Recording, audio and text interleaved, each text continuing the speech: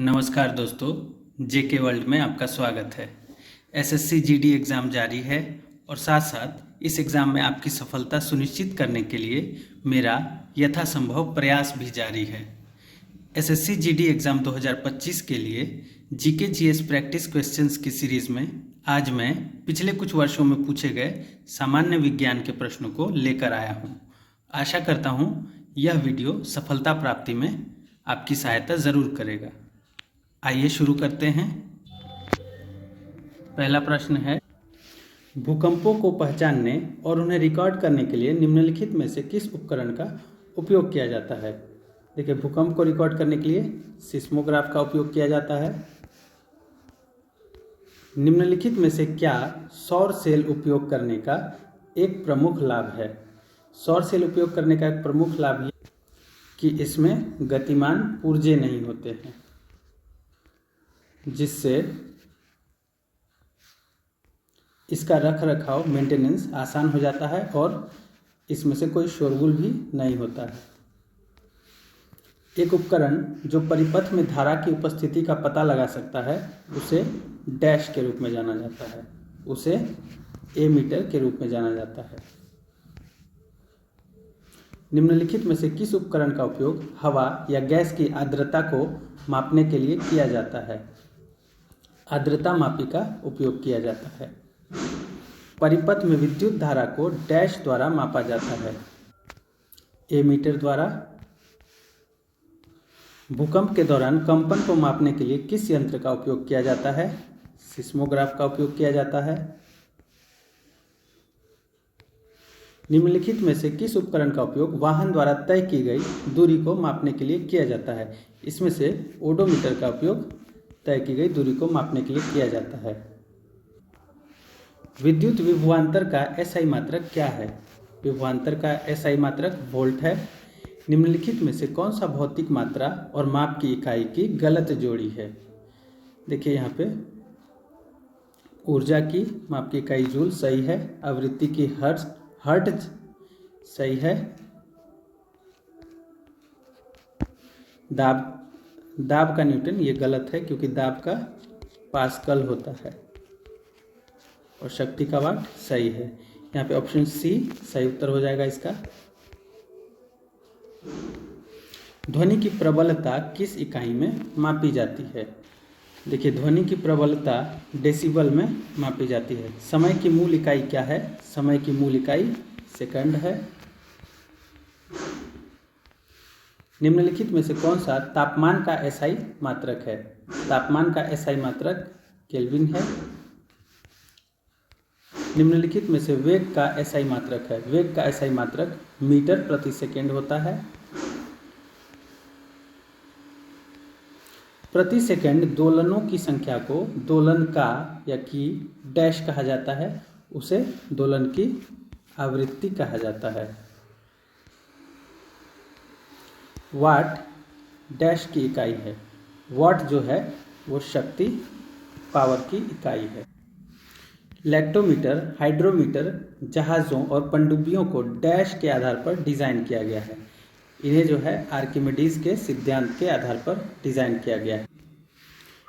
इनमें से किसके अनुसार तापमान और अन्य भौतिक स्थितियां नियत रहने पर किसी चालक के दो बिंदुओं के बीच प्रवाहित होने वाली धारा दोनों बिंदुओं के बीच विभवांतर के अनुक्रमानुपाती होती है, यानी समानुपाती होती है। यह जो है ओम के नियम के अनुसार होती है। निम्नलिखित में से किस नियम के अनुसार विद्युत धारा द्वारा उत्पन्न ऊष्मा चालक के प्रतिरोध, धारा के वर्ग और इसके प्रवाहित होने के समय के समानुपाती होती है। जूल के नियम के अनुसार। न्यूटन के किस नियम के अनुसार प्रकृति में प्रत्येक क्रिया के लिए एक समान और विपरीत प्रतिक्रिया होती है। यह न्यूटन का तीसरा नियम है। ध्वनि जो कि एक यांत्रिक तरंग है, निम्नलिखित में से किस माध्यम में यात्रा नहीं कर सकती। ध्वनि जो है वो निर्वात में यात्रा नहीं कर सकती। निम्नलिखित में से कौन सी ध्वनि तरंग की एक विशेषता नहीं। देखिए, इस प्रश्न के विकल्प में कोई भी विकल्प सही नहीं है, क्योंकि ये चारों ही ध्वनि तरंग की विशेषताएं हैं: आवृत्ति, आयाम, संपीड़न और चाल। निम्नलिखित में से कौन सा ध्वनि तरंगों का एक अभिलक्षण नहीं? ध्वनि तरंगे जो हैं वो विद्युत चुंबकीय नहीं होती हैं। ध्वनि तरंगे यांत्रिक तरंगे होती हैं, प्रगामी भी होती हैं, अनुदैर्घ्य भी होती हैं। निम्नलिखित तरंगों में से कौन विद्युत चुंबकीय तरंग नहीं है? कैथोड रेज जो हैं, कैथोड किरणें, वो विद्युत चुंबकीय तरंगे नहीं हैं। ध्वनि तरंगे जिनकी आवृत्ति डैश हर्ट्ज से कम होती हैं उन्हें अवश्रव्य तरंगे कहा जाता है। 20 हर्ट्ज से कम होती हैं। 20 हर्ट्ज से कम और 20,000 हर्ट्ज से ज़्यादा जिनकी आवृत्ति होती है उन्हें अवश्रव्य तरंगे कहा जाता है।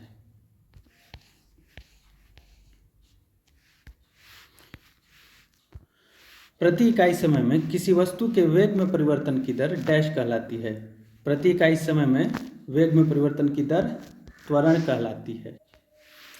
विद्युत आवेशों की गति से विद्युत धारा उत्पन्न होती है और जिससे विद्युत चुंबकीय बल उत्पन्न होता है, जिसके परिणाम स्वरूप डैश होता है, जिसके परिणाम स्वरूप चुंबकत्व होता है।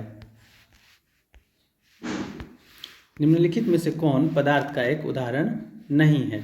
देखिए, बादल, आग और बारिश की बूंदें पदार्थ है, जबकि गुरुत्व या गुरुत्वाकर्षण एक अंतःक्रिया है, पदार्थ का उदाहरण नहीं है। उस तत्व की पहचान कीजिए जो उपधातु नहीं है। इसमें टेल्यूरियम, पोलोनियम, जर्मेनियम उपधातु हैं। जेनॉन जो है उपधातु नहीं है।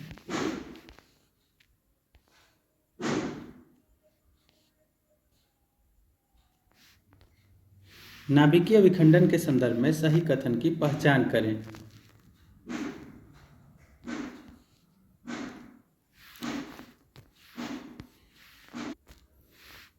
एक निम्न ऊर्जा परमाणु के नाभिक पर जब उच्च ऊर्जा न्यूट्रॉनों की बौछार की जाती है तो उसे भारी नाभिकों में विभाजित किया जा सकता है। ये कथन गलत है। उच्च ऊर्जा इलेक्ट्रॉनों और निम्न ऊर्जा न्यूट्रॉन का एक साथ आना नाभिकीय विखंडन कहलाता है। यह भी गलत है। एक भारी परमाणु के नाभिक पर जब निम्न ऊर्जा न्यूट्रॉनों की बौछार की जाती है तो उसे हल्के नाभिकों में विभाजित किया जा सकता है। यह सही कथन है। निम्नलिखित में से कौन सा कथन गलत है? देखिए, इनमें से यह जो है बर्फ का गलनांक दाब घटने से घटता है, यह कथन गलत है। सही कथन है बर्फ का गलनांक दाब घटने से बढ़ेगा, न कि घटेगा। बाकी के सब कथन सही हैं। द्रव्य की बूंदों का गोलाकार आकार द्रव्यों में पृष्ठ तनाव के गुण के कारण होता है और वाष्पीकरण केवल द्रव्यों की सतह पर होता है। अधिक ऊंचाई पर तरल कम तापमान पर उबलता है क्योंकि उच्च ऊंचाई पर वायुमंडलीय दबाव कम होता है। बेकिंग सोडा का रासायनिक नाम क्या है? बेकिंग सोडा का रासायनिक नाम सोडियम हाइड्रोजन कार्बोनेट है। डैश पदार्थ का एक रूप है जिसमें कई इलेक्ट्रॉन परमाणुओं के नाभिक के बीच स्वतंत्र रूप से घूमते रहते हैं। पदार्थ के उस रूप को प्लाज्मा कहते हैं। निश्चित आकार, स्पष्ट सीमाएं पदार्थ की किस अवस्था की विशेषताएं हैं? ये पदार्थ की ठोस अवस्था की विशेषताएं हैं। निम्नलिखित कथनों को पढ़िए। कथन ए, आवर्त सारणी के, ये देखिए एस है 5 नहीं, एस ब्लॉक में कैल्शियम मौजूद होता है। ये कथन सही है। सभी ज्ञात तत्वों में से 78% से अधिक तत्व धातु हैं और ये आवर्त सारणी के बाईं ओर दिखाई देती हैं। ये भी सही है। सी, डी ब्लॉक के तत्वों को आंतरिक संक्रमण इलेक्ट्रॉनों के रूप में भी जाना जाता है। ये कथन गलत है कि डी ब्लॉक के तत्वों को संक्रमण तत्व या संक्रमण धातु के रूप में जाना जाता है। तो इसका सही उत्तर हो जाएगा ए और बी सही हैं। ए इसका उत्तर हो जाएगा। किसी कोश में भरे जा सकने वाले इलेक्ट्रॉनों की अधिकतम संख्या डैश द्वारा निरूपित की जाती है, जहां n कोशों की संख्या है। अधिकतम संख्या 2n² द्वारा निरूपित की जाती है। निम्नलिखित में से किस तत्व की परमाणु संख्या 12 है? इनमें से मैग्नीशियम की परमाणु संख्या 12 है। किसी विलगित परमाणु के नाभिक के केंद्र और बाह्यतम कोश के बीच की दूरी को क्या कहा जाता है? उसे परमाणु आकार कहा जाता है।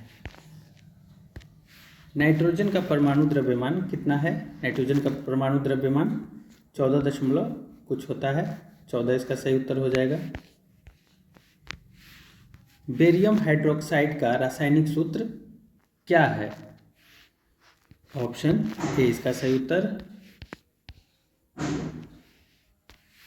निम्नलिखित में से कौन सी गैस ठंडी और संपीड़ित होने पर गैस से अतिक्रांतिक तरल अवस्था में बदल सकती है?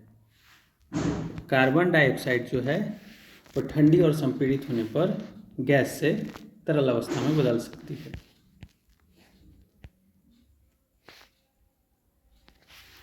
चार्ल्स के नियम में देखिए, चार्ल्स के नियम में दाब स्थिर रखा जाता है, गैस के मोल की संख्या स्थिर है, आयतन तापमान के अनुक्रमानुपाती होता है।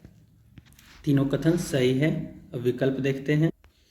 यहाँ पे ए बी सी तीनों सत्य हैं। कार्बन मोनोऑक्साइड के बारे में इनमें से कौन सा कथन गलत है? यह वाहनों द्वारा उच्च स्तर पर उत्पादित होती है। सही है। यह रक्त की ऑक्सीजन ले जाने की क्षमता को कम कर देती है। सही है। यह जीवन रक्षक गैस है। ये गलत कथन हो जाएगा, इसलिए गलत कथन हो जाएगा विकल्प सी। यह पेट्रोल और डीजल जैसे ईंधन के अधूरे दहन से उत्पन्न होता है। सही है। म्यूरिएटिक अम्ल का रासायनिक सूत्र क्या है? म्यूरिएटिक अम्ल को हाइड्रोक्लोरिक एसिड कहते हैं। इसका सूत्र ऑप्शन डी। निम्नलिखित में से कौन सी धातु खुले में रखे जाने पर आग लगने की संभावना है? देखिए, पोटेशियम और सोडियम को खुले में रखने पर आग लगने की संभावना होती है। तो ये दिए गए विकल्पों में से पोटेशियम सही उत्तर हो जाएगा। लैंथेनाइड्स कितने तत्वों की एक श्रृंखला है? लैंथेनॉइड्स 15 तत्वों की एक श्रृंखला है। एक ऐसे तत्व की पहचान करें जो तीसरे आवर्त से संबंधित नहीं है। देखिए, फास्फोरस, आर्गन, सिलिकॉन तीसरे आवर्त से संबंधित है, ब्रोमीन नहीं।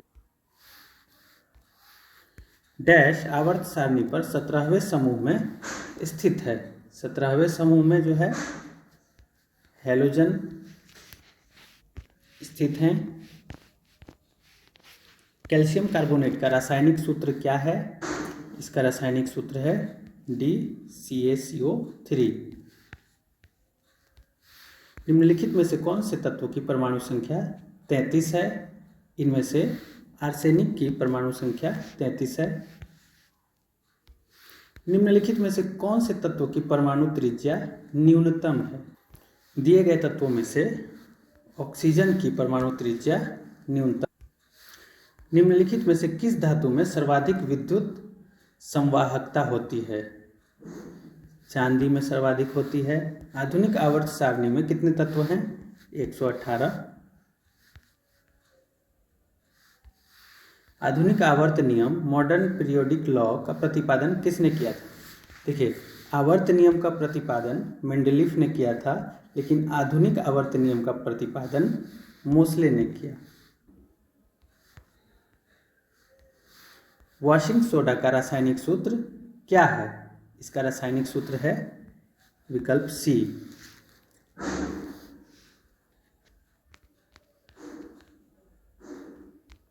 प्लास्टर ऑफ पेरिस का रासायनिक नाम क्या है? इसका रासायनिक नाम है कैल्शियम सल्फेट हेमीहाइड्रेट। डॉबेराइनर के त्रिकों में कितने त्रिकों का उल्लेख किया गया था? 4 तरीकों का। अधातुएं विद्युत ऋणात्मक होती हैं, वे डैश आबंध बनाती हैं, वे इलेक्ट्रॉनों को ग्रहण करके बॉन्ड बनाती हैं। आधुनिक आवर्त सारणी में कितने ऊर्ध्वाधर स्तंभ मौजूद हैं? ऊर्ध्वाधर स्तंभ मतलब समूह। कितने समूह मौजूद हैं? 18 समूह। निम्नलिखित में से कौन सा आवर्त सारणी के पी ब्लॉक का एक तत्व नहीं है? देखिए, इनमें से iodine, phosphorus, silicon P block के तत्व हैं, जबकि मैग्नीशियम जो है वो एस ब्लॉक का तत्व है। आवर्त सारणी में किस वर्ग में उत्कृष्ट गैसों के रूप में जाने जाने वाले तत्व शामिल होते हैं? उत्कृष्ट गैसें, जिन्हें अक्रिय गैसें भी कहा जाता है, वो आवर्त सारणी के वर्ग 18 में शामिल होते हैं। आवर्त सारणी के प्रथम आवर्त में कितने तत्व मौजूद हैं? इसमें केवल 2 तत्व मौजूद हैं, हाइड्रोजन और हीलियम। आधुनिक आवर्त सारणी में 18 ऊर्ध्व स्तंभ हैं, जिन्हें समूह कहा जाता है, और डैश क्षैतिज पंक्तियां होती हैं, जिन्हें आवर्त कहा जाता है। तो पीरियोडिक टेबल में कितने आवर्त होते हैं? 7। निम्न में से रेडॉक्स अभिक्रिया की पहचान कीजिए। इनमें से बी जो है ये रेडॉक्स अभिक्रिया का उदाहरण हो जाएगा। सोडियम सल्फेट और बेरियम क्लोराइड की अभिक्रिया में बनने वाला सफ़ेद अवक्षेप क्या होता है? वह बेरियम सल्फेट होता है।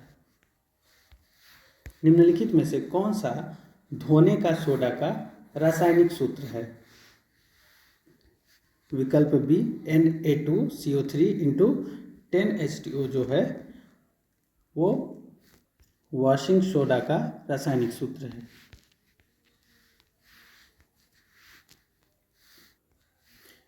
यह डैश अभिक्रिया का एक उदाहरण है। यह जो है विस्थापन अभिक्रिया का एक उदाहरण है। लेड नाइट्रेट को गर्म करने पर कौन सी 2 गैसें मिलती हैं? इसको गर्म करने पर नाइट्रोजन ऑक्साइड और ऑक्सीजन मिलता है। दूध और फेस क्रीम डैश के उदाहरण है। ये दोनों इमल्शन के उदाहरण हैं। वह अभिक्रिया जिसमें अभिकारक संयोजित होकर उत्पाद बनाते हैं और उत्पाद पुनः संयोजित होकर अभिकारक बनाते हैं, उसे डैश अभिक्रिया कहते हैं। उसे प्रतिवर्ती अभिक्रिया कहते हैं। सफ़ेद सिल्वर क्लोराइड सूर्य के प्रकाश में क्यों काला हो जाता है? यहाँ पे काला शब्द छूटा हुआ है। क्यों काला हो जाता है? यह जो है सिल्वर क्लोराइड का प्रकाश द्वारा सिल्वर और क्लोरीन में अपघटन के कारण काला हो जाता है। कॉपर क्लोराइड के साथ लेड की अभिक्रिया से कौन से उत्पाद निर्मित होते हैं? लेड क्लोराइड और कॉपर निर्मित होते हैं। गैस का द्रव में परिवर्तित हुए बिना सीधे ठोस में परिवर्तन होना डैश कहलाता है। क्या कहलाता है? निक्षेपण। किसी पदार्थ का डैश वह तापमान और दाब होता है जिस पर उस पदार्थ के 3 चरण गैस, द्रव और ठोस ऊष्मागतिकीय साम्य में एक साथ रह सकते हैं। वह जो है त्रिक बिंदु कहलाता है। तेल का वनस्पति में रूपांतरण क्या कहलाता है? हाइड्रोजनीकरण कहलाता है। वह रासायनिक अभिक्रिया जिसमें डैश का जोड़ या डैश का निष्कासन हो या कमी हो अपचयन कहा जाता है। अपचयन में हाइड्रोजन का जोड़ या ऑक्सीजन की कमी हो उसे अपचयन कहा जाएगा। तो सही विकल्प हो जाएगा डी, हाइड्रोजन और ऑक्सीजन।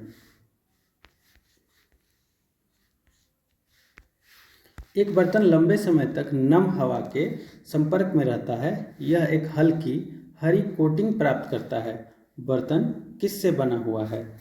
देखिए, तांबा हवा की नमी के संपर्क में रहने पर उस पर हरे रंग की एक परत जम जाती है। जलीय प्राणियों को पानी के अंदर सांस लेने के लिए निम्नलिखित में से किसकी आवश्यकता होती है? घुले हुए ऑक्सीजन की आवश्यकता होती है।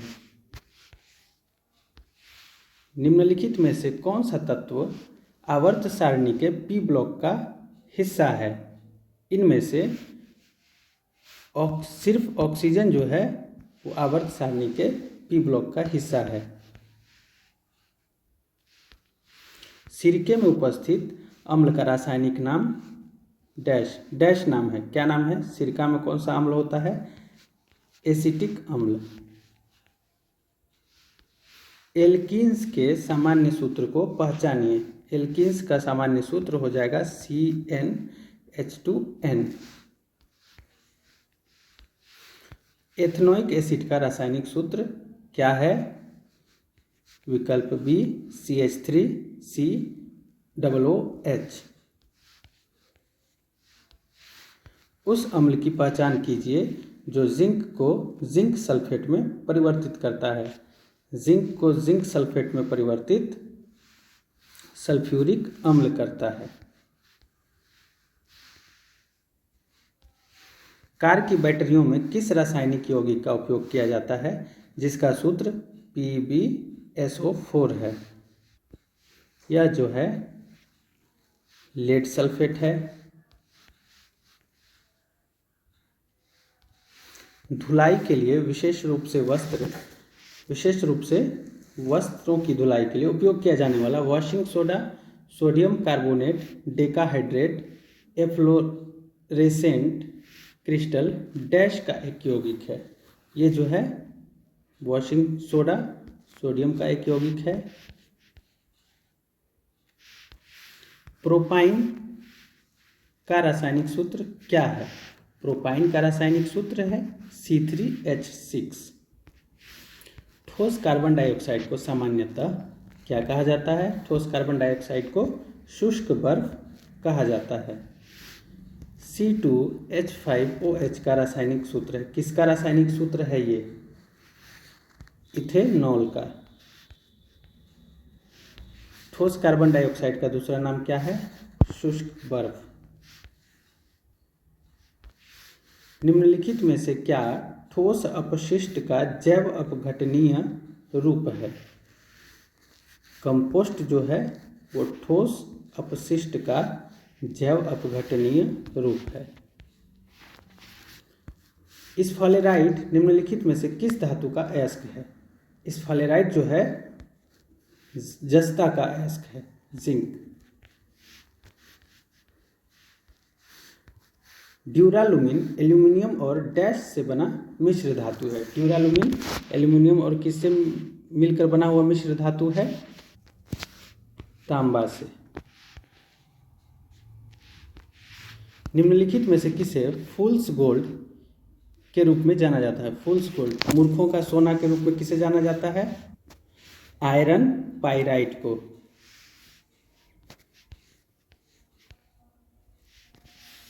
एक ऐसी प्रक्रिया है जिसमें दो निकटतम फिटिंग भागों को एक फिलर सामग्री का प्रयोग करके जोड़ा जाता है, जिसे उसके गलनांक से ऊपर गर्म किया जाता है और केशिका क्रिया द्वारा अंतराल में वितरित किया जाता है। यह जो है सोल्डरिंग की क्रिया है।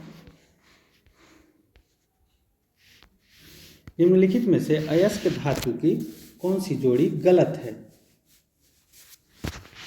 देखिए, गैलिना जो है सीसा का अयस्क है, सही है। बोर्नाइट कॉपर का अयस्क है। मैग्नेटाइट लोहा का है। सिनेबार जो है वो निकेल का अयस्क नहीं है, वो पारा का अयस्क है। तो सही उत्तर हो जाएगा विकल्प सी। निम्न में से एक ऐसे तत्वों की पहचान करें जो अर्ध धातु नहीं है। सीजियम जो है वो अर्ध धातु नहीं है।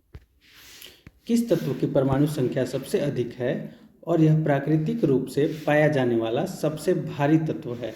इसका उत्तर हो जाएगा यूरेनियम। डैश के लिए रासायनिक सूत्र H2SO4 है।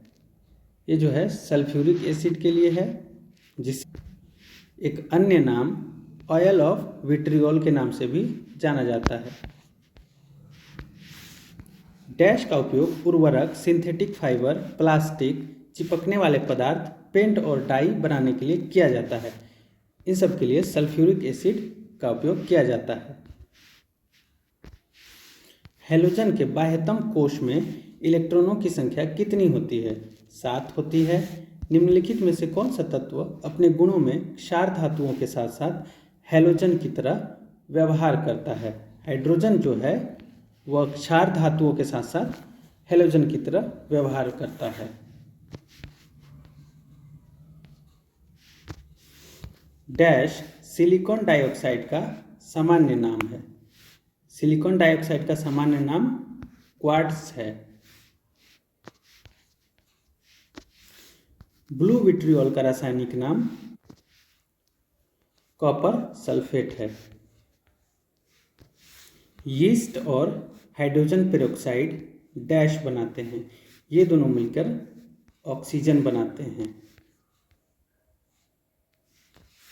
जब मैग्नीशियम ऑक्सीजन की उपस्थिति में जलता है तो लौ का रंग क्या होता है? सफ़ेद होता है।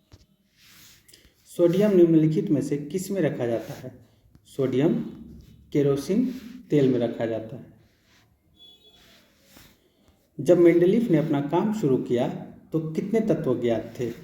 उस समय तक 63 तत्व ज्ञात थे।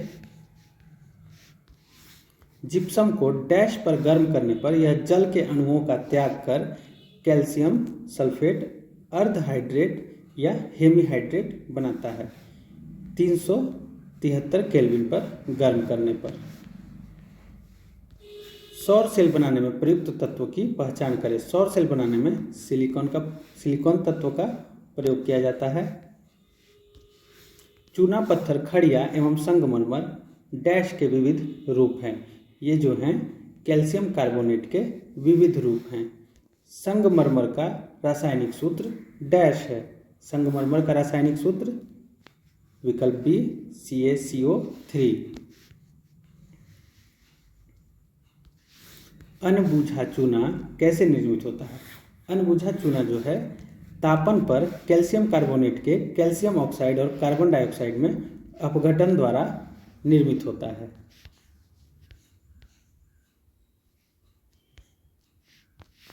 निम्नलिखित कथनों पर विचार कीजिए। वह गैस जो बॉयल के नियम, चार्ल्स के नियम और एवोगैड्रो नियम का पालन करती है आदर्श गैस कहलाती है। सही है। गै-लुसाक के नियम के अनुसार स्थिर आयतन पर किसी निश्चित मात्रा वाली गैस का दाब उसके ताप के व्युत्क्रमानुपाती होता है। ये कथन गलत है। व्युत्क्रमानुपाती नहीं, समानुपाती। सिलिकॉन आवर्त सारणी के वर्ग 14 और आवर्त 3 में मौजूद होता है। सही है। तो देखिए यहाँ पे कथन ए और सी सही है। तो इस प्रश्न का विकल्प सी जो है सही हो जाएगा। ए और सी दोनों सत्य हैं। निम्नलिखित में से किसे विटामिन B2 के नाम से भी जाना जाता है?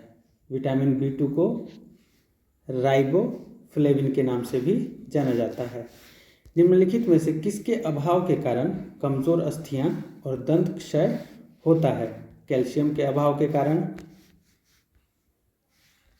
आयरन की कमी से क्या होता है? आयरन की कमी से एनीमिया होता है। डैश द्वारा 4 किलो कैलोरी ऊर्जा मिलती है। 4 ग्राम वसा, 4 ग्राम प्रोटीन, 1 ग्राम शर्करा, 1 ग्राम प्रोटीन। देखिए 1 ग्राम प्रोटीन या 1 ग्राम कार्बोहाइड्रेट से हमें 4 किलो कैलोरी ऊर्जा मिलती है। निम्नलिखित में से कौन सा प्रोटीन का स्रोत नहीं है? मांस, दूध, मछली प्रोटीन के स्रोत हैं, जबकि नींबू विटामिन सी का स्रोत है। इसलिए विकल्प डी इसका सही उत्तर हो जाएगा। डैश कार्बोहाइड्रेट, प्रोटीन और वसा के पूर्ण पाचन का स्थल है। छोटी आंत जो है यह क्षुद्रांत्र इन तीनों के पाचन का स्थल है। इनमें से कौन सा एक सूक्ष्म पोषक तत्व है? Micro nutrient. इसमें से आयरन जो है वो सूक्ष्म पोषक तत्व है। किस विटामिन को थायमिन के नाम से भी जाना जाता है? विटामिन B1 को थायमिन के नाम से जाना जाता है। विटामिन C एक डैश है, antivirus, antigen, antioxidant, antibiotic. Vitamin C जो है वो एक प्राकृतिक एंटीऑक्सीडेंट है। मिट्टी की नमी को बनाए रखने के लिए पौधों के बीच की खाली जमीन को कार्बनिक पदार्थों की परत से ढकने की प्रक्रिया को डैश के नाम से जाना जाता है। उसे जो है मल्चिंग के नाम से जाना जाता है। अमीबा एक या एक से अधिक उंगलियों की तरह के प्रक्षेपणों को बाहर धकेलता है, जिसे गति और भोजन पर कब्जा कहा जाता है। इसका उत्तर हो जाएगा स्यूडोपोडिया। एक स्थलीय परितंत्र में हरे पौधे अपनी पत्तियों पर पड़ने वाले सूर्य के प्रकाश की लगभग डैश ऊर्जा ग्रहण करते हैं और इसे खाद्य ऊर्जा में परिवर्तित करते हैं। पौधे जो है अपनी पत्तियों पर पड़ने वाले सूर्य के प्रकाश का केवल 1% ही ग्रहण करते हैं। निम्नलिखित में से कौन मोलस्का के अंतर्गत आता है? मोलस्का के अंतर्गत ऑक्टोपस आता है। इस समूह में वे पौधे आते हैं जिनका शरीर अच्छी तरह से विभेदित नहीं होता। इस समूह के पौधों को आमतौर पर शैवाल कहा जाता है। यह समूह डैश है। तो वह समूह जिसमें शैवाल भी आता है उसे क्या कहा जाता है? थैलोफाइट्स। साइकस और पाइनस किस प्रकार के पौधे हैं?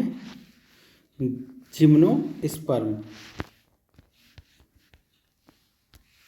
पौधों में स्वतंत्र रूप से संगठित संवाहक नलियों के रूप में कितने पथ निर्मित होते हैं?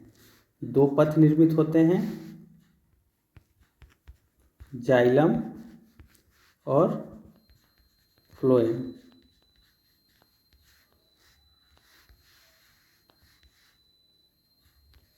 बड़े बांधों के निर्माण से वनस्पति कैसे प्रभावित होती है? देखिए, बड़े बांधों के निर्माण से निमग्न वनस्पति अवायवीय परिस्थितियों में सड़ जाती है और बड़ी मात्रा में मीथेन उत्पन्न करती है, जो एक ग्रीन हाउस गैस भी है।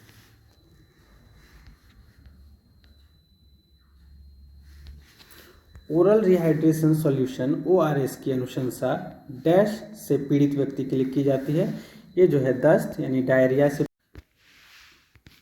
HIV एक विषाणु है जो शरीर की प्रतिरक्षा प्रणाली पर हमला करता है। HIV का पूर्ण रूप क्या है? HIV का पूर्ण रूप है ह्यूमन इम्यूनोडेफिशिएंसी वायरस। निम्नलिखित में कौन सी मादा मच्छर डेंगू वायरस के वाहक के रूप में कार्य करती है?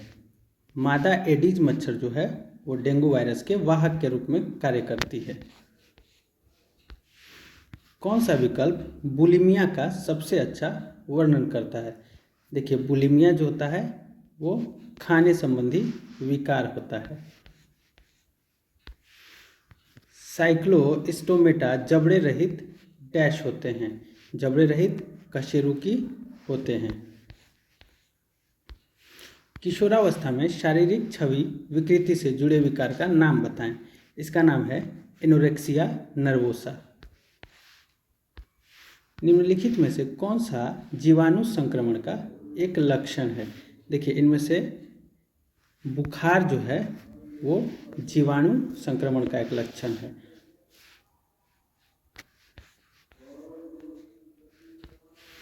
प्रोकैरियोटिक कोशिकाओं को सबसे अच्छी तरह से क्या परिभाषित करता है? देखिए, प्रोकैरियोटिक कोशिकाओं में एकल गुणसूत्र होते हैं और झिल्लीबद्ध कोशिका अंग अनुपस्थित होता है, इसलिए दोनों ही कथन सही हो जाएंगे। विकल्प C इसका उत्तर हो जाएगा।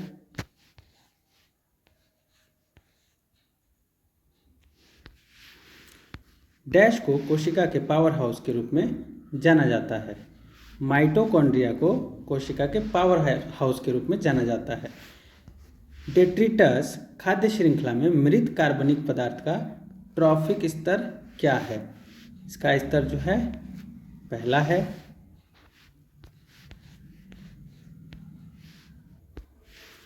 केंद्रक झिल्ली द्वारा केंद्रक को डैश से अलग किया जाता है। केंद्रक झिल्ली जो है वो केंद्रक को कोशिका द्रव्य से अलग करती है। एक से अधिक कोशिकाओं से बने जीवों को आप क्या कहते हैं? बहुकोशिकीय कहते हैं। डैश कोशिका का अपशिष्ट निपटाने वाला तंत्र है। लाइसोसोम जो है वो कोशिका का अपशिष्ट निपटाने वाला तंत्र है। इसे आत्मघाती थैली या आत्महत्या की थैली भी कहा जाता है। माइटोकॉन्ड्रिया डैश झिल्ली की बनी होती है। माइटोकॉन्ड्रिया जो है 2 झिल्लियों से बनी होती है। जब रॉबर्ट हुक ने एक साधारण आवर्धक उपकरण के नीचे कॉर्क के टुकड़ों को देखा तो उन्होंने कौन सा शब्द गढ़ा था? उन्होंने कोशिका शब्द गढ़ा था। कोशिका द्रव्य में राइबोसोम, माइटोकॉन्ड्रिया और गोल्गी काय जैसे डैश होते हैं। इन सबको कोशिकांग कहा जाता है। कोशिकीय ऊर्जा हस्तांतरण प्रणालियों का प्रमुख घटक क्या है? फास्फोरस है। प्लाज्मा झिल्ली के अंदर डैश एक तरल पदार्थ है। प्लाज्मा झिल्ली के अंदर के तरल पदार्थ को कोशिका द्रव्य कहा जाता है। मास और मार्केशिया निम्नलिखित में से किसके अंतर्गत आते हैं? ये दोनों ब्रायोफाइट्स के अंतर्गत आते हैं। डैश केवल पौधों की कोशिकाओं में मौजूद होते हैं। देखिए प्लास्टिड्स जो हैं, जिसे हिंदी में लवक कहा जाता है, ये सिर्फ पौधों की कोशिकाओं में ही मौजूद होते हैं। कोशिका की आत्मघाती थैलियाँ किसे कहा जाता है? यह लाइसोसोम को कहा जाता है। प्लास्टिड्स जिनमें डैश रंजक क्लोरोफिल होता है क्लोरोप्लास्ट कहलाते हैं। प्लास्टिड्स में हरे रंग का क्लोरोफिल होता है जो क्लोरोप्लास्ट कहलाते हैं। पादप कोशिका में डैश प्राथमिक रूप से अंगक है जिसमें स्टार्च, तेल तथा प्रोटीन जैसे पदार्थ संचित होते हैं। ल्यूकोप्लास्ट। स्टीरियोप्सिस से जुड़ी एक विशेषता है। किससे जुड़ी एक विशेषता है? यह जो है आँख से जुड़ी एक विशेषता है। वयोवृद्धता में मानव डैश की समंजन शक्ति क्षीण हो जाती है। बुढ़ापे में मानव की आँख की समंजन शक्ति कमजोर हो जाती है। हृदय के एक चक्र, एक कार्डियक साइकिल में मछली के हृदय से रक्त कितने बार गुजरता है? सिर्फ एक बार। मानव शरीर में भोजन एक सतत नली से गुजरता है जो डैश से प्रारंभ होकर गुदा तक जाती है। यह जो है ग्रास नली से प्रारंभ होकर जाती है। निम्नलिखित 4 में से 3 कोएलेंट रेटाफाइलम के उदाहरण हैं और इसलिए एक समूह बनाते हैं। वह कौन सा समूह है जो इस समूह से संबंधित नहीं? देखिए लीवर फ्लूक जो है वो सोलेट्रेंटा फाइलम का उदाहरण नहीं है। शिशुओं के जन्म के समय निम्नलिखित में से कौन सी हड्डी नहीं होती है? जानुका यानी नी केप। घुटने का जो होता है वो शिशुओं के जन्म के समय में नहीं होता है। घुटने का कटोरा। डैश एक व्यापक पद है जिसमें शरीर के भीतर घटित होने वाली सभी रासायनिक अभिक्रियाएं शामिल हैं। चयापचय एक व्यापक पद है जिसमें शरीर के भीतर घटित होने वाली सभी रासायनिक अभिक्रियाएं शामिल हैं। कोशिका आकार का निम्नलिखित में से कौन सा युग्म सही है? लाल रक्त कोशिकाएं गोलाकार होती हैं, सही है। पेशी कोशिका तर्करूपी, ये भी सही है। ए तथा बी दोनों सही है। निम्नलिखित में से कौन सा फूल रात में खिलता है? इनमें से एंजल्स ट्रम्पेट जो है वो रात में खिलता है। उन जीवों को क्या कहा जाता है जो शिशु संततियों को जन्म देते हैं? उन्हें जरायुज विविपरस कहा जाता है। निम्नलिखित में से किस अम्ल को चींटी के काटते समय त्वचा में इंजेक्ट किया जाता है? सीधा समझिए कि चींटी के डंक में कौन सा अम्ल होता है? उसमें फॉर्मिक अम्ल होता है। निम्नलिखित में से कौन सा एक प्राकृतिक पारिस्थितिकी तंत्र इकोसिस्टम है? देखिए, इन चारों में से प्राकृतिक नेचुरल इकोसिस्टम जो है वो रेगिस्तान है। निम्नलिखित में से कौन सा एक फूल का भाग है? स्त्री केसर जो है फूल का एक भाग है। इकोलॉजी शब्द डैश शब्द ओकोलॉजी से बना है। इकोलॉजी शब्द जो है वो ग्रीक यानी यूनानी शब्द ओकोलॉजी से बना है। निम्नलिखित में से क्या किसी बीज का बीजावरण सीड कोट बनाता है? अध्यावरण। पौधों के विभिन्न पहलुओं के वैज्ञानिक अध्ययन को डैश कहा जाता है। इस अध्ययन को बॉटनी या वनस्पति विज्ञान कहा जाता है। निम्नलिखित में से कौन सा पशु जुगाली नहीं करता है? गाय, भैंस और हिरण जुगाली करते हैं। सूअर जुगाली नहीं करता है। निम्नलिखित उदाहरण में प्राथमिक मांसाहारी कौन है? देखिए, यहाँ पे घास को टिड्डा खाता है और टिड्डा को मेंढक खाता है, तो मेंढक जो है प्राथमिक मांसाहारी हो गया।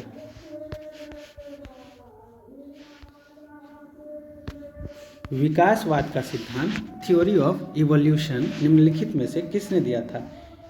यह सिद्धांत चार्ल्स रॉबर्ट डार्विन ने दिया था। पोषण की उस प्रणाली में जिसमें जीव किसी मृत एवं विघटित जैविक पदार्थों से पोषक तत्व प्राप्त करते हैं उसे डैश पोषण प्रणाली कहा जाता है। उसे मृत जीवी पोषण प्रणाली कहा जाता है। Synthetic fibre, synthetic rubber, plastic, dry stuff, drugs और फार्मास्यूटिकल्स के निर्माण के लिए किसका उपयोग किया जाता है? पेट्रोलियम का। भोजन पकाने में प्रयुक्त ऊर्जा की पहचान करें। भोजन पकाने में रासायनिक ऊर्जा का प्रयोग किया जाता है। निम्नलिखित में से क्या केंद्रक में मौजूद नहीं होता है? केंद्रक में रिक्तिका मौजूद नहीं होता है, जबकि केंद्रिका, जीन और डीएनए केंद्रक में मौजूद होता है। फास्ट फूड प्रायः वसा और डैश से भरपूर होते हैं। फास्ट फूड वसा और रिक्त कैलोरी या अपूरित कैलोरी से भरपूर होते हैं। खाद्य श्रृंखला में किसी जीव की विशिष्ट स्थिति क्या कहलाती है? किसी जीव की विशिष्ट स्थिति पोषी स्तर कहलाती है। स्तरीकरण में प्रजातियों का वितरण कैसे किया जाता है? ऊर्ध्वाधर किया जाता है या ऊर्ध्वतः? पारिस्थितिक पिरामिड का आधार सामान्यतः चौड़ा होता है और यह डैश की ओर संकीर्ण होता है। यह किस ओर संकीर्ण होता है? शीर्ष की ओर।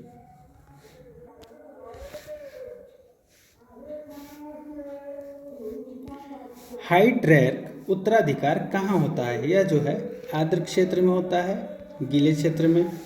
पत्तियों की कोशिकाओं में आप लवक, प्लास्टिड्स कहाँ पाएंगे? प्लास्टिड्स जो हैं वो कोशिका द्रव्य में होते हैं।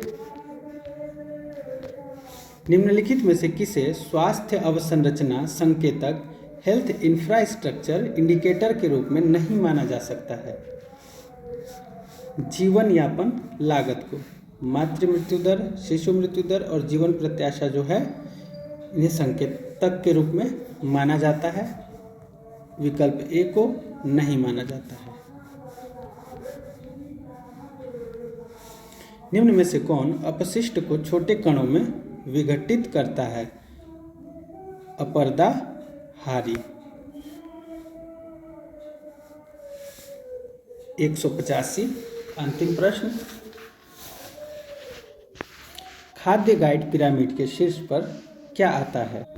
खाद्य गाइड पिरामिड के शीर्ष पर वसा और शर्करा आता है। तो दोस्तों, एसएससी जीडी एग्ज़ाम के लिए सामान्य विज्ञान के प्रश्नों के प्रीवियस ईयर क्वेश्चंस की प्रैक्टिस सीरीज़ को हम यहीं समाप्त करते हैं। अगर आपको यह वीडियो अच्छी लगी तो कृपया वीडियो को लाइक करें और इसे अपने दोस्तों के साथ शेयर कर दें। आगे भी इसी तरह की वीडियोस के लिए आप इस चैनल को सब्सक्राइब कर सकते हैं। तो बेस्ट ऑफ लक, मिलते हैं अगली वीडियो में। धन्यवाद।